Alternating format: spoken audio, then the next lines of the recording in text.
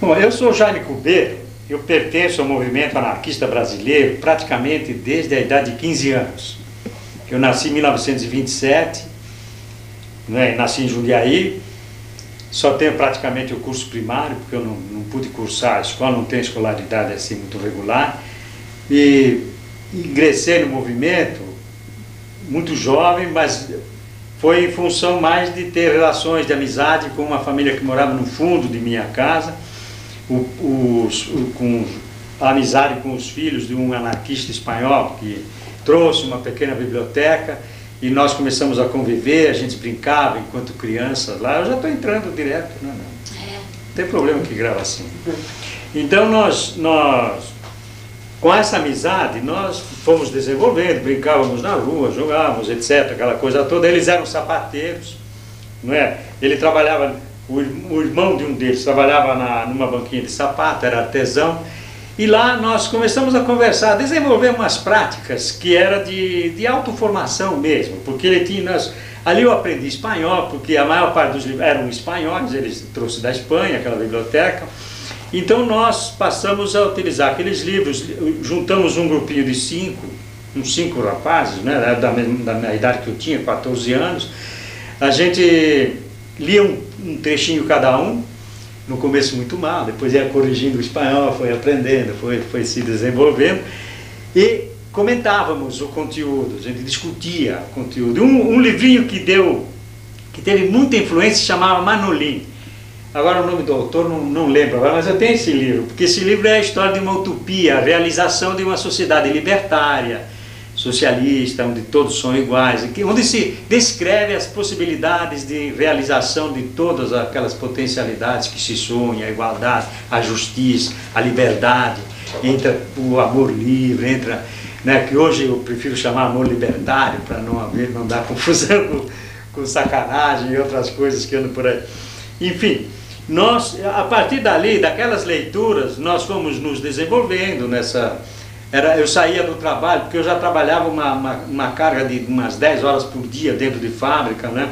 Saía da fábrica, vinha correndo para casa, depois da janta, e à noite na casa do vizinho, que era no fundo do quintal onde eu morava, isso era no Alto da Moca, lá em São Paulo.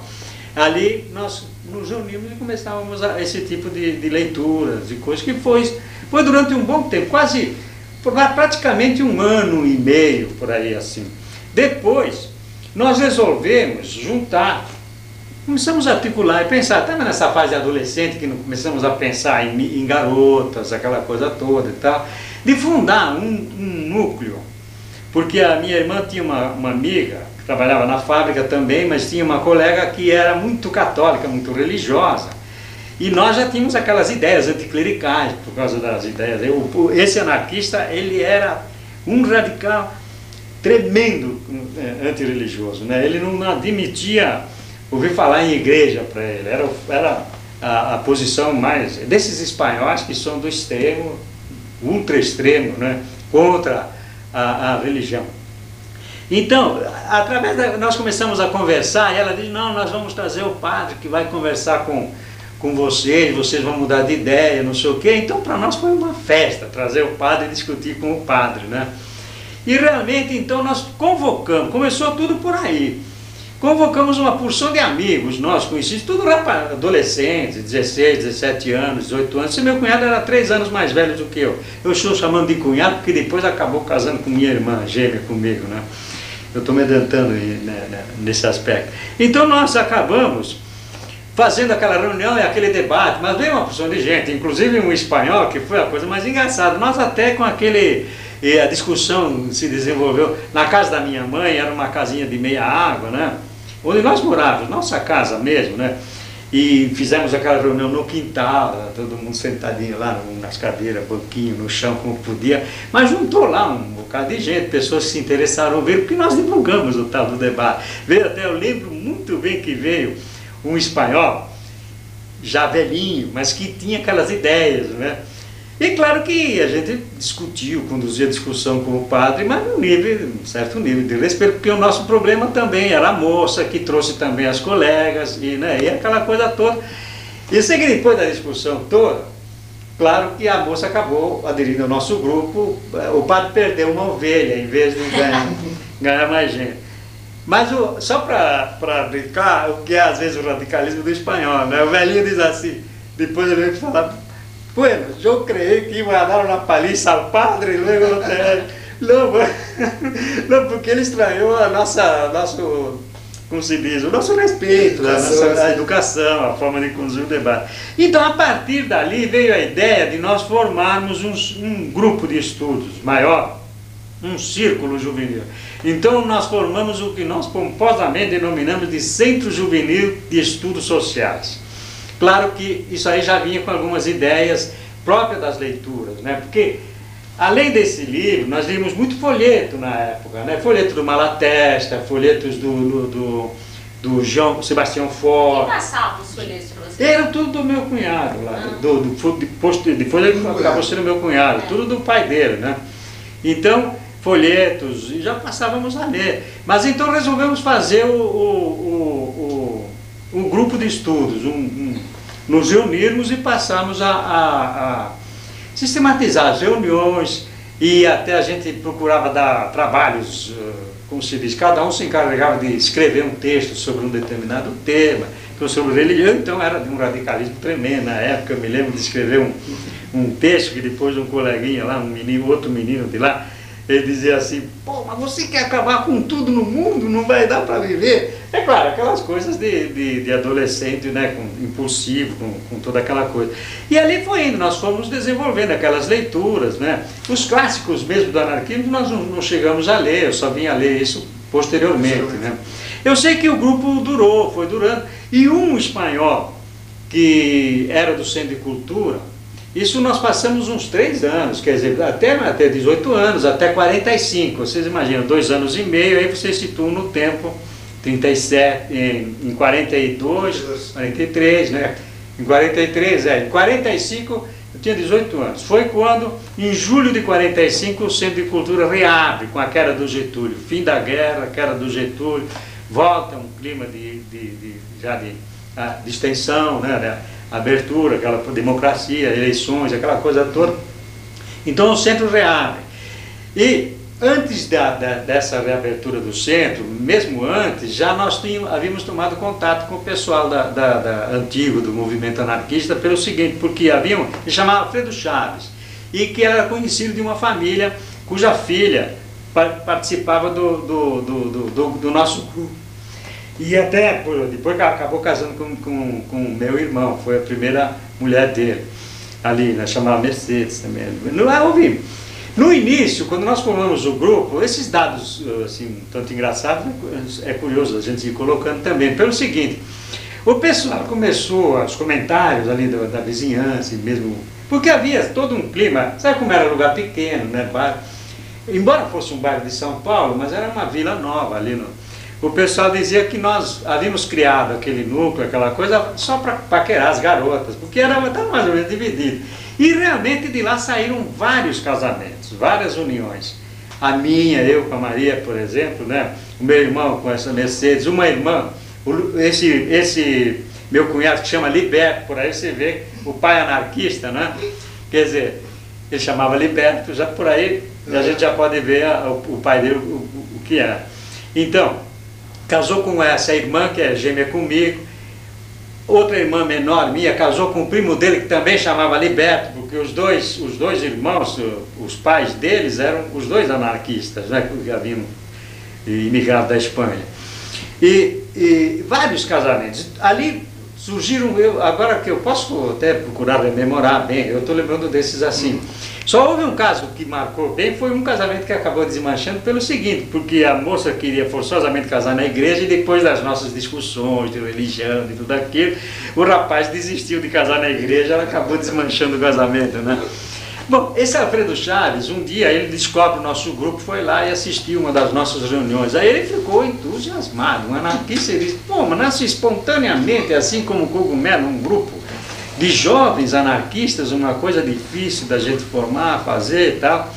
E levou ao conhecimento do pessoal do movimento anarquista, que havia estado na clandestinidade durante todo o período da ditadura do Getúlio, mas que mantinha o movimento organizado, se reuniam na casa do Pedro Catalo, nas residências, e eles estavam convocando o pessoal para reabrir o Centro de Cultura, né, depois da queda do Getúlio. Então eles passaram, foram lá assistir nossas reuniões várias vezes, né? Foi Edgar Leonro, foi o Rodolfo Felipe, que foi diretor da jornal A Plebe, o Pedro Catalo, e essas coisas. Depois a coisa foi evoluindo. Acabou o primeiro casamento que saiu de lá, que eu lembro, foi o Liberto, esse meu cunhado, com essa minha irmã Aurora. E no dia do casamento eu cismei de dar um discurso sobre amor livre, dizendo que aquele papel não valia nada, que o que valia, o casamento era isso, era com 18 anos, né? E o Edgar Leonro, que estava lá, eu ouvi ele fazer um comentário, por exemplo, para o Rodolfo Felipe que está do lado, dizer, mas imagina, a gente a vida toda tendo dificuldades, porque achou sempre uma coisa delicada falar em casamentos, em lugares desses onde há tanto preconceito, e vê um menino aí que de repente pega e se põe, solta uma falação dessas aí, porque eu elaborei bem, pensava, e pá. Aí eles ficaram entusiasmados, nos convidaram para ir no Centro de Cultura. Então nós fomos, foi o grupo inteiro. O dia que nós entramos no centro, porque havia o Centro de Cultura, ele funcionava na Rua Quintino Bocaiúva, número 80, na Rua José Bonifácio. A Quintino Bocaiúva funcionou antes da ditadura, né? Na Rua José Bonifácio, perto naquela ladeira que dá Porto Geral. Na ladeira que dá para o Vale do Anhangabaú. Porto Geral, né? Não, a própria Rua José Bonifácio tem uma continuidade lá. Era a Rua José Bonifácio mesmo, num sobrado, tinha um salão lá, eles tinham alugado e um motel centro. Até eu lembro quando nós chegamos lá, a sala estava cheia, porque o centro naquela ocasião ele tinha já 100 e tantos sócios, lotava a sala sempre, né? A gente tinha toda uma estrutura ali no centro, porque o movimento se aglutinou todo em cima da reabertura do Centro de Cultura. Aí, quando nós entramos no nosso grupo, estava todo mundo esperando, né? Foi uma festa, nos badalaram tanto, pô, por que nós somos tão importantes assim? A gente não tinha absolutamente nada.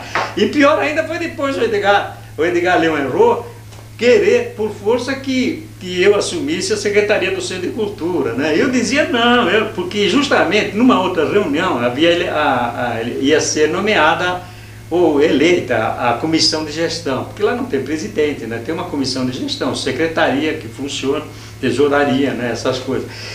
E, claro, eu não queria aquela resistência, não, mas você é capaz, eu já vi só o que você fez, você vai ter a ajuda dos companheiros, o que me acabaram botando lá, acabei ficando secretário ad hoc, por muitos anos ali no centro, devido a várias circunstâncias, várias situações, né?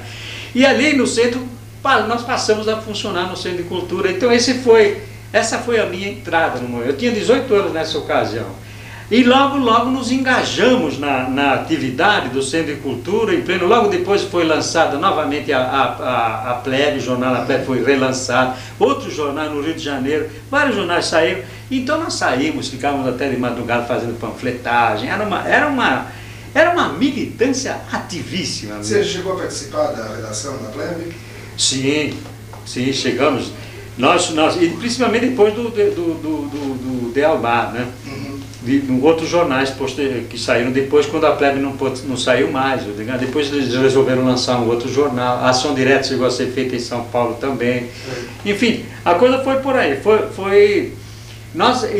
O centro funcionava assim, o Centro de Cultura, aí vem aquele negócio da sociedade secreta, que eu vou aproveitar inclusive para contar um episódio, como eu encontrei logo no começo, como a gente começa a aprender a conviver e como vai se sentindo a diferença, o que é um tipo de uma organização que realmente ela é autogestionária, mas que sente na pele os riscos, que é uma atividade de risco, ser militante, claro, um pensamento de quem se propõe a mudar a sociedade, a lutar contra todas as instituições que estão aí, contra tudo isso. Então é evidente, o Centro de Cultura abria aos sábados para as conferências, para os debates, aberto ao público em geral, né?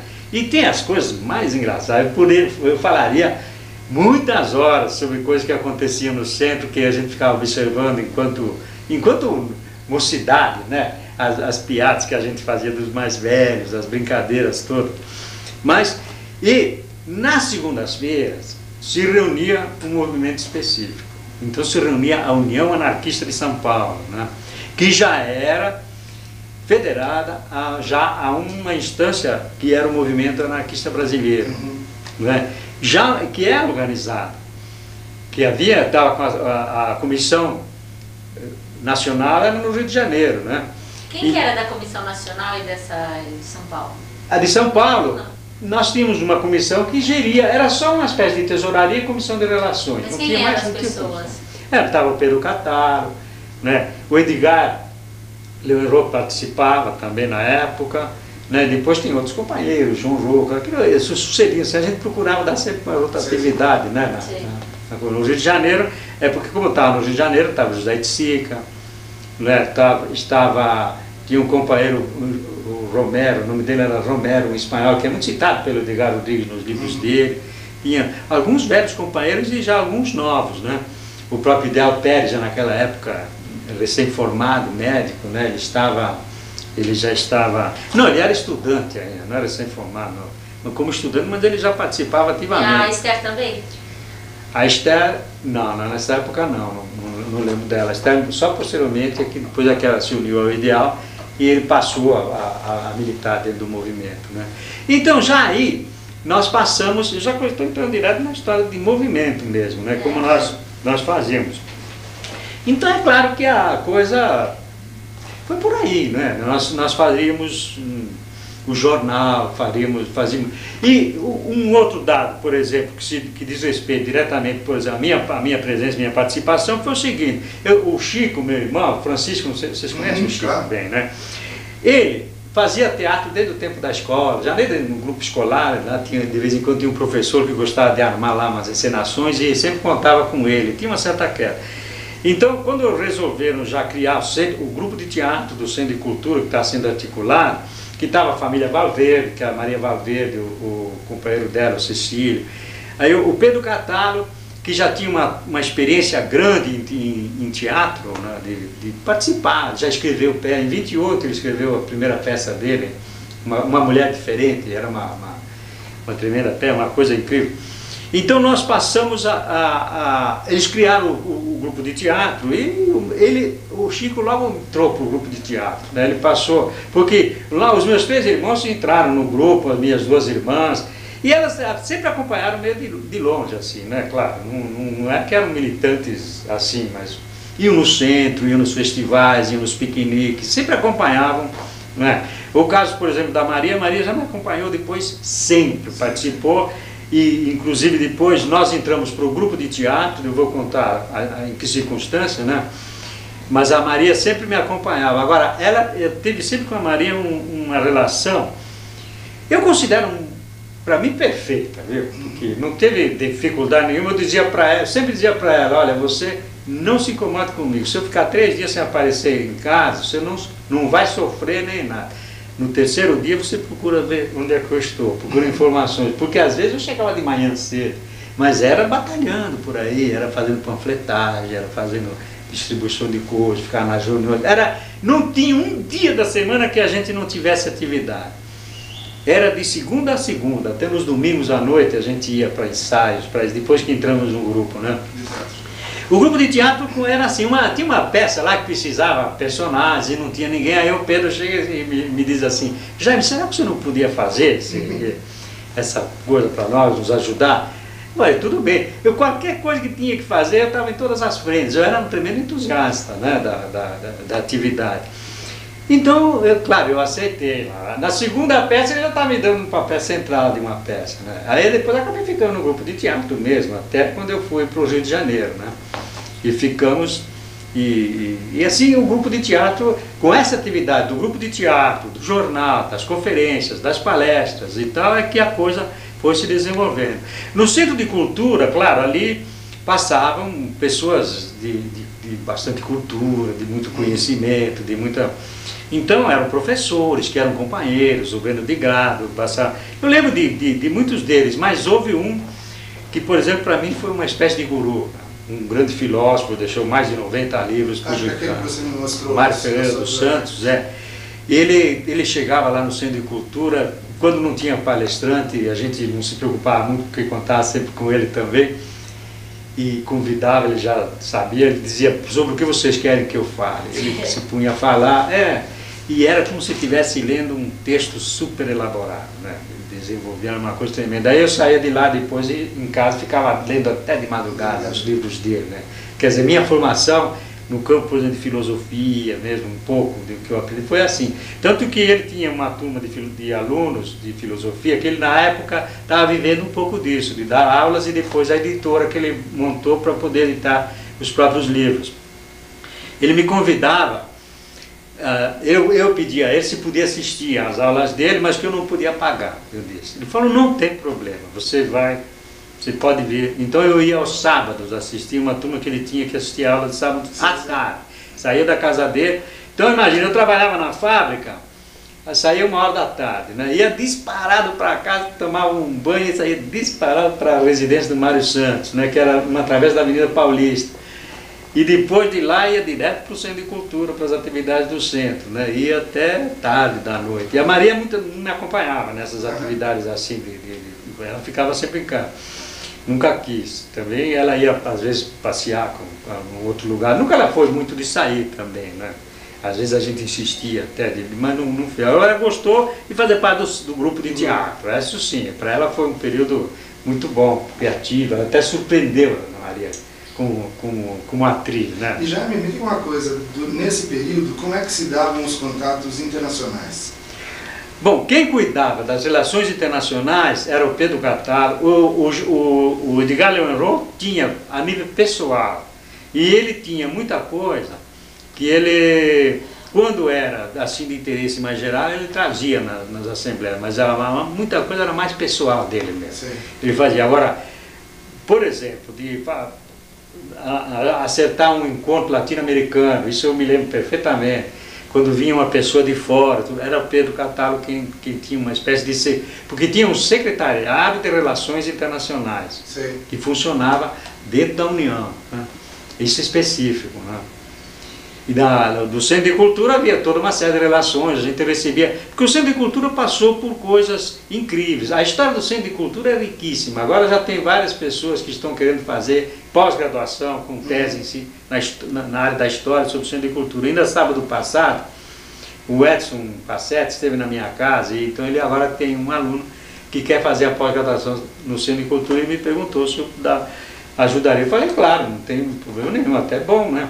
Ele disse que é um rapaz que... Então, não tem nem dúvida, eu acho que ele tem que aproveitar enquanto ainda tem gente que pode dar um depoimento, uma vivência, além de todos os documentos que ele possa compulsar, né? Mas se é que eu estou entendendo, vou dizer,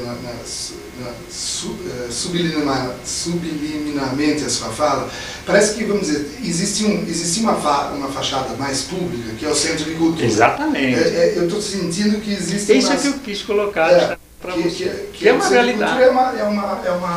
É uma instância de relação pública, assim como os jornais eram. Sempre foi assim. Por isso que no seu trabalho de memória, eu achei genial. Você pegou logo claro, ele é um repórter arguto, né? Ele chega, ele percebeu logo, né? Porque foi a primeira coisa que me deu a sensação em Barcelona. O Congresso era uma fachada. Uma boa porque sempre... Isso. Você pode, se promovem esses grandes encontros, geralmente porque serve além de servir como propaganda, que atrai bastante gente nova, de um momento de convivência que é muito prazerosa, para o pessoal encontrar, bater papo, conversar e tudo mais, mas serve para a gente poder conversar sobre muitos pontos. Então você devia observar muitas vezes aqueles grupinhos nos cantos, cada um procurando de acordo com os interesses mais específicos da organização que eles estavam tratando, né? Porque tem muito grupo que tem relações diretas, conforme o trabalho que eles desenvolvem. Outros em outras atividades. Eu, por exemplo, tinha reunião todo dia, mas não teve um dia que eu não tinha reunião marcada, de manhã, às vezes eu não estava assistindo, eu gostaria de ter assistido todos os eventos do plenário. O Edson, por exemplo, ele atendeu as coisas que ele teve, e outro tema ou outro que interessou ele assistir, do contrário, ele aproveitou para fazer um pouco de turismo também, que está no todo o direito dele, né? Agora, eu não tive tempo, foram 20 dias de militância mesmo, né? de reuniões. Eu fazia reuniões aqui, depois em Madrid a mesma coisa, ficar o dia inteiro, às vezes, né, fazendo. Ali que eu assisti uma reunião da FAI, inclusive problema ali mesmo, lá em pleno congresso, por exemplo, não sei se você chegou a perceber a queixa dos portugueses. Isso você percebeu que foi bem público, né? Isso foi bem claro, mas depois nós fizemos uma reunião em Madrid da FAI, né? Então... Não, para quem observa, só para você poder explorar, porque eu acho que esse veio é muito importante para nós. Quer dizer, para quem observa,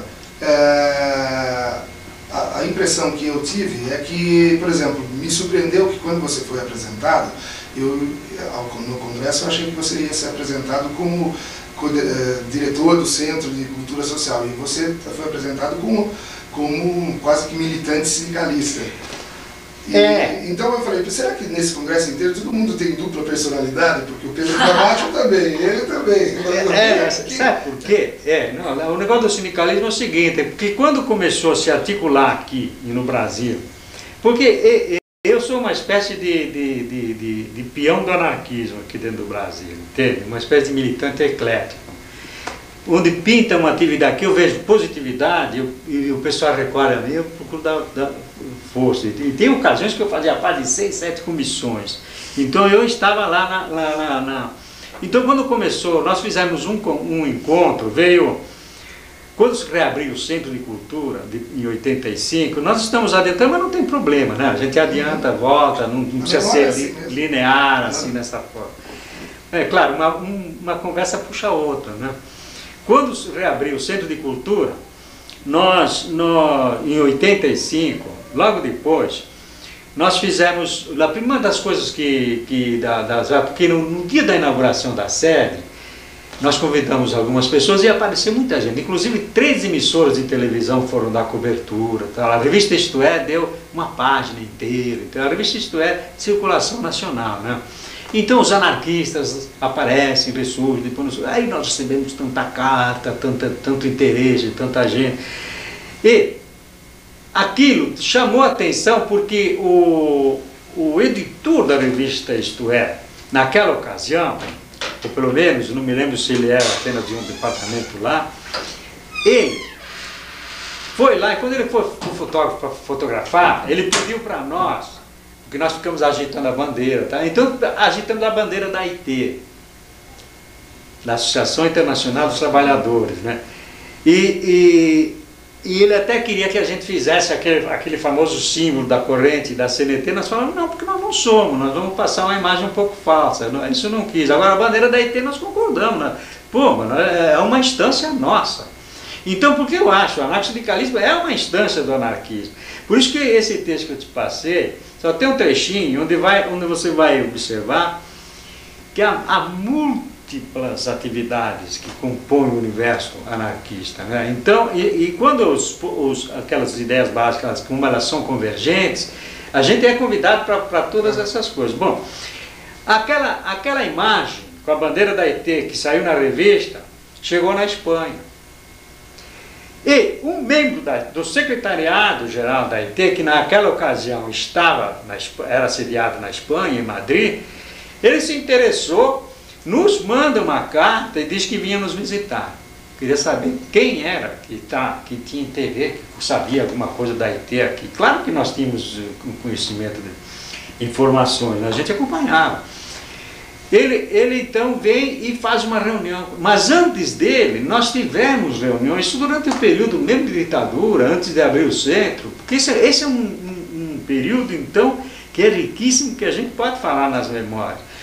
Quando depois de eu passar por Rio de Janeiro, que eu voltei, que eu fiquei sócio do Chico na loja e tudo, a nossa loja de calçados é que ficou, debaixo de toda aquela ditadura, que ficou sendo o referencial do movimento anarquista para se reunir. Nós fazíamos reuniões lá na loja.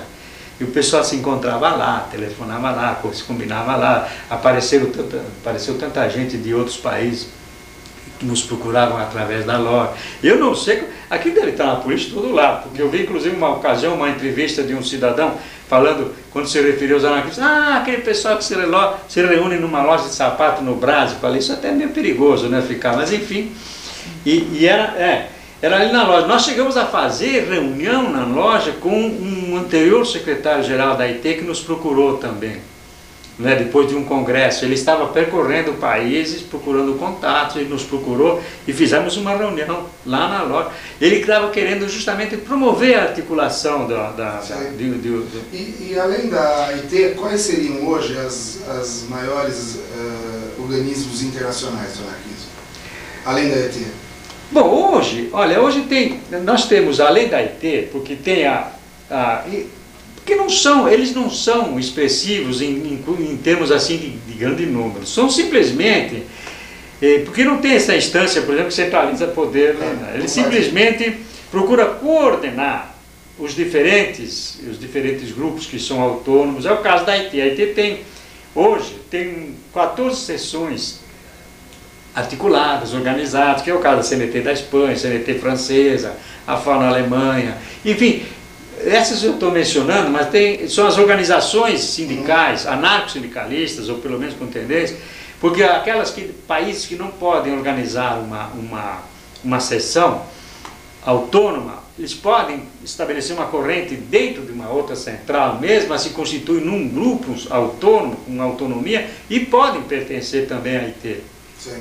Então nós fizemos um congresso, ele veio no sentido da gente provocar uma organização. Então nós fizemos um encontro nacional, foi feito no Centro de Cultura, com o objetivo de rearticular o movimento anarco-sindicalista no Brasil.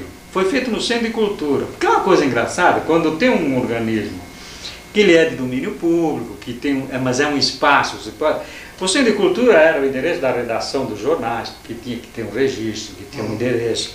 O Centro de Cultura servia abrigava o movimento dos espanhóis no exílio, o Centro de Cultura abrigava, enfim, servia E ali nós fizemos esse encontro, onde foi decidido criar os núcleos Procobre, que foi uma proposta que foi aprovada naquela ocasião. Ali houve representantes de 10 estados brasileiros, mas algumas delegações de estados vieram numerosas. Por exemplo, os baianos apareceram com 18, quer dizer, considerando que era um negócio incipiente que a gente estava tentando articular, né?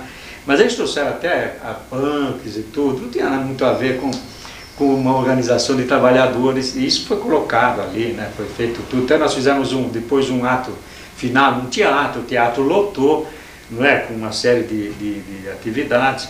Mas ali, então é que já se funda uma espécie de entidade nacional, não é? Uma coordenação, um secretariado de articulação, né, no Brasil, e eles me indicam como secretário. Sim. Você percebeu? Sim. Então essa é a minha ligação com o anarco-sindicalismo. Agora, claro que eu conheço o anarco-sindicalismo. Você viu? Eu até pergunto, eu cheguei a te passar o texto. Passou. Entende? E por ali você vê que eu não estou por fora do assunto. Pelo contrário. Não é? Então eu cheguei, aí a partir dessa relação com os núcleos Procobre, essa coisa, é que acho que resolveram me convidar lá. Alguém lá falou, porque chegou a me ver um dia falar numa reunião qualquer dessas e falou lá talvez para o Ieto lá, e ele acabou me colocando lá. Sim. Não é? Aí eu não recusei, né? É a mesma coisa que tem vezes que eu vou. É que nem o Roberto Freire, ele falar de amor livre, eu vou falar de amor livre hoje, né? Dentro do seu ponto de vista, quais seriam as personagens do anarquismo hoje mais expressivas do ponto de vista internacional? Bom, hoje nós temos algumas o Noam Chomsky, por exemplo, não é? O Murray Bookchin, não é? O Ronald Craig, Eduardo Colombo na Itália. Não, nós temos uma pleiade de nomes que são expressivos, que são nomes conhecidos internacionalmente, inclusive dentro das atividades que eles desenvolvem. Principalmente, engraçado que são todos intelectuais, não é? Quem vai, o Chomsky, não é? Considerado o maior linguista do Ocidente, o Bookchin é um grande ecologista, que eles têm escrito aquelas coisas. Quem pega...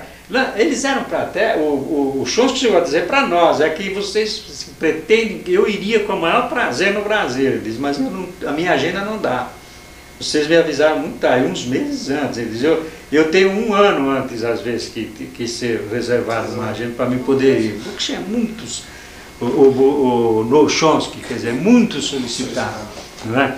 Então, tanto que ele era para ir em Barcelona também não foi, né?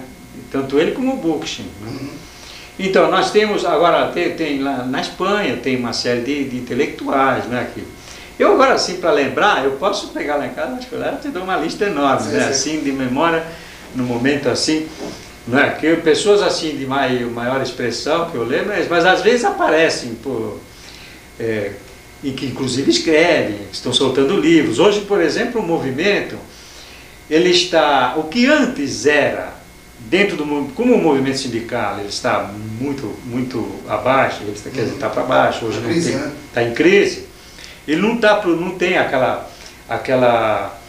aquele vigor de publicações de jornais, de revistas, de folhetos, aquela propaganda, né, grande que tinha antes.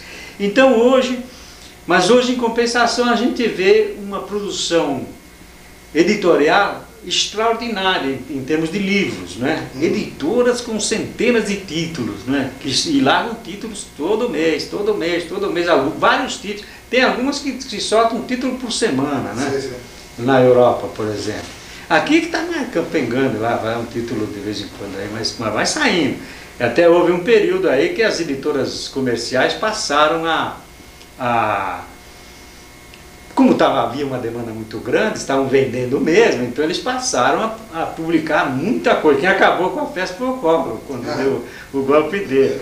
O Maurício Trachtenberger era o orientador de uma coleção da Cortez, né? Aquela Pensamento Vivo da Cortez, publicou Bakunin, os 2 textos do Bakunin, publicou uma série deles. Inclusive, o Recli estava pronto, eu fiz a apresentação do Recli lá, que eles tinham pedido, e já estava no prelo, pronto, não saiu esse e outros livros. Enfim, a gente conta com esses azares, né, da coisa, aqui no Brasil, por exemplo, mas lá você viu que tinha de títulos italianos, né, uma imensa espanhol, na Inglaterra, no Canadá, por exemplo, tem publicações incríveis. A gente, o curioso é isso, é que se pensa que o movimento não tem força, não tem, depois num país onde menos se espera, você vê publicações, né, ele levanta, e publicações assim de alto nível, eu estou recebendo uma revista do Canadá, que é incrível, viu? A gente, para fazer uma revista daqui, nós estamos estudando essa revista que o menino vai lançar agora, ele calculou no mínimo, não sei, para fazer 1.500 exemplares, uma coisinha de nada, ele vai quase $7.000 para fazer, no nível que ele está fazendo, né? Agora, aquela revista, então, não sei, para fazer uma revista como eles fazem ali, com 70 páginas, né? 80 páginas. Me diga uma outra curiosidade nossa, a partir de como surgiu a ideia de vocês constituírem no Centro de Cultura Social, ele se tornar um centro de documentação também? Bom, esse já é uma história importante, né? Essa é uma história, essa é outra parte. Tem muita coisa que eu poderia contar, fases do Centro de Cultura, mas isso vai com o tempo. Com o tempo a gente pode falar dos a gente pode anotar alguns pontos mais altos. Nós estamos hoje tentando pegar alguns pontos. Isso hoje é só uma geral assim, né? Como que a ideia do Centro de Documentação foi o seguinte, olha. Em primeiro lugar, o Edgar, meu avô, ele tinha mania de guardar coisas e de arquivo, porque ele era arquivista, né? Ele passou a vida inteira, ele foi sempre um arquivista. Ele tinha. E tudo que a gente pegava, que passava pela nossa mão, que nós recebíamos, que a gente produzia, passava tudo para o Edgar. Em 74, é um pouco aquela história, né? Como houve durante a ditadura, o negócio estava tudo fechado, tudo enrustido. Quando o Edgar havia deixado um documento, esperando já, pensando que talvez, claro, ele já estava no fim, não teria, nomeando alguns companheiros, né? Eram 5 companheiros, eu tenho até os nomes deles, né? Não sei se seria interessante mencionar, os nomes dele, o Edgar Rodrigues, o meu cunhado Liberto, né? O Ideal Pérez, o próprio filho Germinal, e por incrível que pareça tem o Hermínio Saqueta, que o Edgar gostava do Hermínio Saqueta como de um filho, né? Era uma pessoa extraordinária quanto à decência, honestidade, né? O Hermínio Saqueta era uma coisa incrível. Também estava nos 5 que deveriam estar juntos para assumir o desenvolvimento e dar continuidade no projeto dele, que era criar um grande acervo de história social no país, mas aberto ao público. Então, ele não sabia como ele ia fazer, mas ele esboçou várias formas, até de estatuto, de como seria. Ele ia rabiscando o Edgar Leroy, né? Então ele chegou a deixar isso, mas isso foi um rascunho. Um testamento se faz em cartório, né? A verdade é essa. Então, olha, o Edgar, eu vou dizer a verdade, eu convivi com o Edgar 20 anos. Eu conheci o Edgar com 18 anos, quando ele foi nos visitar lá na Vila Bertioga, a primeira vez. A última vez que eu vi o Edgar vivo foi na véspera da morte dele. Eu fui visitá-lo no hospital, já no leito de morte, e ele estava assim, que já bem mal mesmo, quase para entrar, com a cama cheia de papéis. Ele estava trabalhando, pensando em organizar um livro sobre poesia anarquista, um livro que depois foi juntado e que deve ter vindo para a Unicamp e que ninguém encontra aí, não sei porquê. Também não sei onde foi parar porque estava mais ou menos pronto esse trabalho do Edgar. Então, por aí, a gente vê como é que é. Mas então, nessa fase, depois que ele morreu, muita gente começou a dar em cima para querer o arquivo. Era o Partido Comunista, porque ali tinha muita cara do Astudillo Pereira, tinha muita coisa que comprometia o próprio partido. Tinha coisas incríveis, né? Então, várias entidades, a Biblioteca de São Paulo, a Biblioteca Municipal de São Paulo também procurou, várias entidades. Mas o que mais quis mesmo, depois porque o Germinal abriu o arquivo para o Falcedoles, ele passou toda a pesquisa que ele fez para o livro dele, Anarquistas e Comunistas no Brasil, ele fez no arquivo. Então ele passou a fazer aquilo despertou um interesse grande e fez uma proposta. A Universidade do Texas, onde ele era professor, se propôs a comprar o acervo, levar lá e prometeu fazer a Fundação Edgar Leroy lá nos Estados Unidos, né? Então aquilo, claro, diante daquela dinheirama, despertou a cobiça da família. Aí o arquivo, que era principalmente num período de ditadura, né? Que era a gente procurava falar, de não divulgar, está sujeito a ser apreendido a qualquer momento. Claro. Não é? Pô, ali passou a visitar o arquivo, as filhas, neta, a namorada da neta, todo mundo foi ver, pô, tem uma riqueza. Sabe como é quando desperta um negócio desse? É uma herança, não sei o que. Aí foi para o espaço, todo mundo sabia que aquilo tinha um cunho coletivo, que embora o Edgar fosse o grande responsável, trabalhou a vida toda, ele foi se existe esse acervo, se deve a ele. Ele é que realmente se dedicou a fazer isso, a guardar. Passou muito sacrifício, chegou a carregar nas costas, metido em sacos em período de repressão, quando a polícia batia na casa dele, levar para o interior, nos sítios. No sítio que ele tinha em Guararema, guardava no meio do mato, porque até lá acho que a polícia chegou a bater, mas não achava, porque estava escondido fora. Mas assim ele conseguiu segurar, né? Como outros seguraram pequenos acervos, né? Que depois eu vou falar desses pequenos acervos. Então acontece que então estava lá, mas despertou toda essa coisa. Então a família decidiu vender para os americanos, mas não podia. Como nessa época, não podia por quê? Porque nessa época alguns acervos começaram a sair do Brasil, mesmo para segurança, para preservar, para evitar de serem destruídos, não é? Porque esse negócio da memória ser destruída quando um grupo culpa o Estado é fogo, viu? Esse negócio de justificar que os arquivos sobre a escravidão têm que ser destruídos para apagar uma página negra da história, é bom? Isso é uma coisa muito normal, esse negócio de destruir arquivos de idosos, de destruir o que bem interessa, quando não interessa, isso é coisa comum. Então nós ali passamos e em face disso eles não podiam mandar embora, porque era muita coisa, né, que tinha que mandar. Chegaram a cogitar de mandar por mala diplomática, mas não conseguiram, então não tinha jeito, não foi. Mas eles fizeram algum acordo, algumas coleções deram, porque a plebe de 17 foi dada para eles, tanto que não tinha para... Nós ficamos sem a coleção da plebe de 17, que era importantíssima por causa da greve de 17. Tanto que a Unicamp aqui deve ter, e não sei se de Amsterdão, dos Estados Unidos mesmo, mas não te foi dado. O filho do Germinal recebeu de presente 2 anos lá no estado, passou lá, 2 anos nos Estados Unidos, não sei nem o que ele se estudou, se só veraneou. Enfim, mas não saiu. Aí houve toda aquela coisa, aí eu sei que no meio daquela coisa toda entrou o Zeferino Vaz, felizmente, né? E fez uma oferta que era a única que ele achou viável, por exemplo, e que poderia preservar a tal, então o arquivo foi vendido para a Unicamp, né?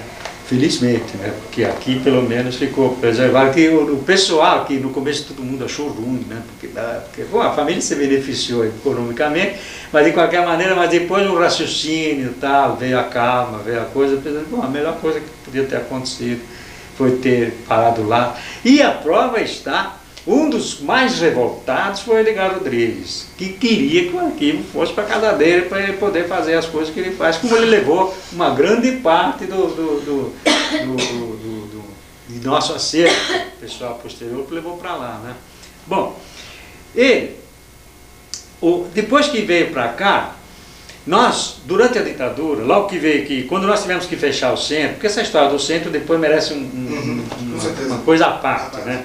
Mas quando nós fechamos, nós tínhamos saldos de edições, com algumas edições de livros com centenas de exemplares, documentos. Embora, na hora do bafafá, uma grande parte da documentação do Centro de Cultura foi incorporada, fechou em 68, ao arquivo do Edgar, e o arquivo do Edgar foi vendido para a Unicamp em 74. Né? Então, mas mesmo assim, muita coisa nós acabamos ficando. Tá? O próprio Geminal, muito manuscrito, achava que os manuscritos não deviam vir, porque era coisa sentimental, afetiva, aquela coisa toda. Não, são critérios, né, que no final não tem. E muitas dessas coisas hoje está em nossa mão. Mas então, muita coisa ali, nós acabamos. Veio aquela ideia depois, bom, mas está lá na Unicamp, mas a Unicamp só abre para acadêmico, que tem que ter uma credencial, que tem que ter uma. Então, não vai servir para nós, tem essas dificuldades, tem tudo isso. Então, o pessoal achou, bom, nós temos uma porção de coisas. Talvez, eu recebi algumas influências diretas do Edgar, né? Claro. Então, esse negócio de guardar a coisa e tal, começou com um companheiro nosso, esse que nos descobriu lá na Vila Bertioga. Ele morreu, e a família, ele tinha uma biblioteca, um acervo precioso, não era muito extenso, era precioso, eram 2 baús, né? Cabia tudo em 2 baús, assim, né? E estava num porão, molhado, chovia em cima, aquela coisa toda, e a família ia jogar tudo fora. E um dia o filho dele falou assim, vocês não querem isso aí para vocês? Eu falei, claro que eu quero. Levou para minha casa, falou, até uma coisa, na hora que ela foi abrir aquelas malas lá, Maria saía barata para todo lado. Mas, enfim, aqui nós começamos a limpar, tirar, olha, tem coisas incríveis, tinha a coleção do Malatesta. Você disse quando tem que parar aí, hein? Tinha a coleção do Malatesta editada pela Protesta, em 1909, tinha folhetos editados no final do século passado, uma coleção extraordinária de folhetos, aquele grupo que fez parte, o Nestor Macnor, né? Que fez parte de Jean Fort, Jean Grave, coisas preciosíssimas, né? Uma documentação extraordinária, coleções de revistas, eu levei tudo para minha casa.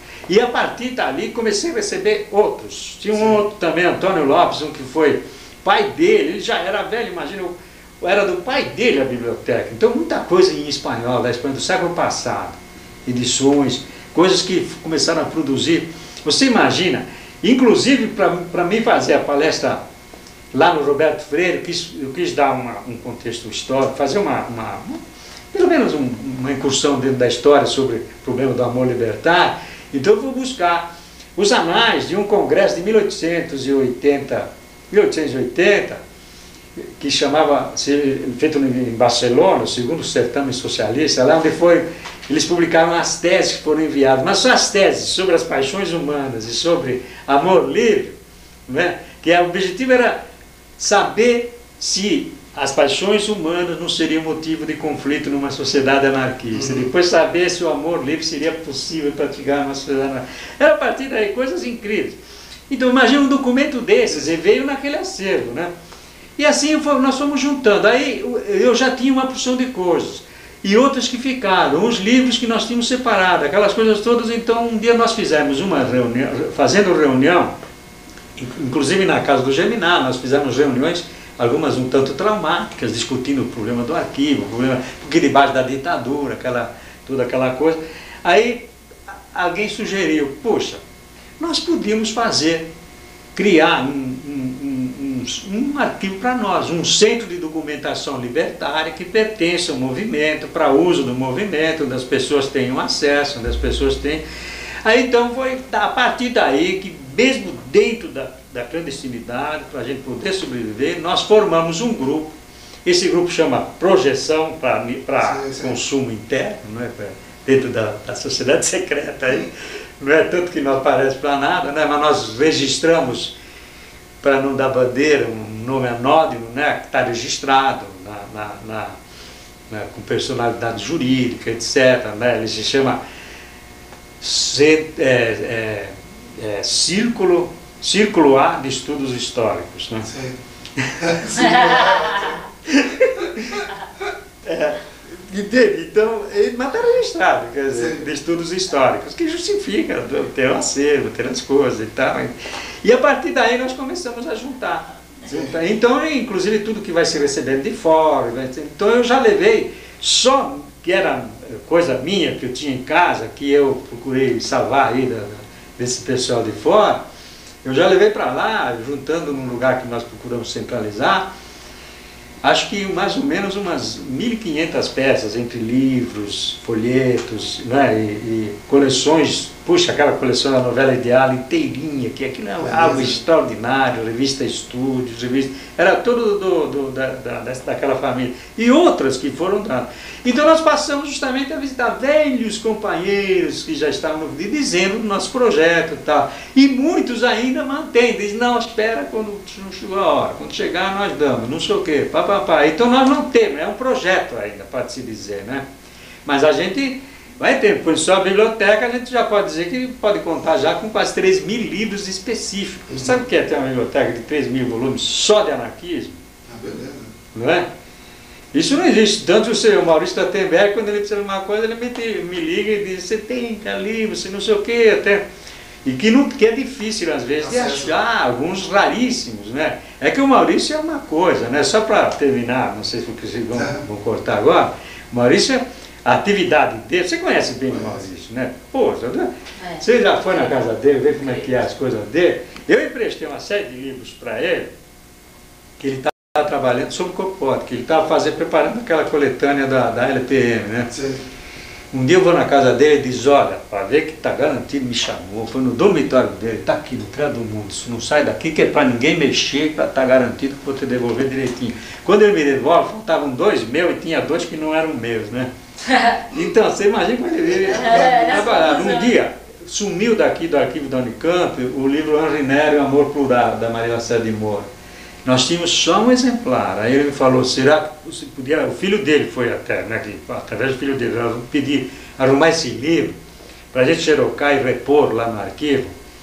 Eu dei para ele, sumiu até hoje também, esse segundo. Né? Entende? Então tem essas coisas, né? Mas então agora nós temos muito escrúpulo em quando é documento único. Quando é documento único. Se a gente pode xerocar, nós xerocamos. Senão a pessoa tem que consultar onde nós levamos. Não é? Porque é documento único e raro. E depois nós não temos recursos para microfilmar. Não é uma instância de uma universidade, nem coisa nenhuma. É um grupo pequeno, com muito esforço. A gente está juntando, tem manutenção, a conservação, documento.